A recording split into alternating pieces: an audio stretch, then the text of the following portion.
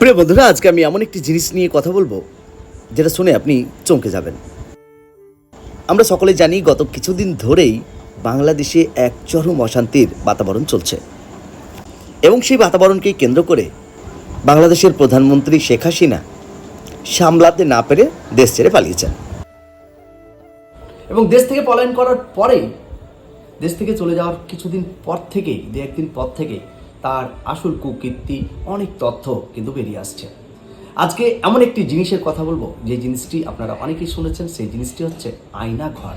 শেখ হাসিনার শাসনকালে রাজনৈতিক ভিন্নমত পোষণকারীদের আওয়ামী লীগ দল শয়ে শয়ে হাজার হাজার মানুষকে দমন করার জন্য খুন করেছেন এবং নির্যাতন করেছেন এবং এমন একটি গোপন কারাগারে ঘটনাটি ঘটানো হতো যার নাম ছিল আয়নাঘর। শেখ হাসিনার সাথে কিছু অসৎ প্রশাসনিক কর্মকর্তারা এই আয়নাঘরের পরিচালনা করতেন। বাংলাদেশের প্রতিরক্ষা বাহিনীর গোয়েন্দা সংস্থার নাম directorate general of force intelligence বা ডিজিএফআই নামে পরিচিত। এই কুখ্যাত কারাগারটি রক্ষণাবেক্ষণ করতেন কাউন্টার টেরোরিজম ইন্টেলিজেন্স ব্যুরো বা সিটিআইবি।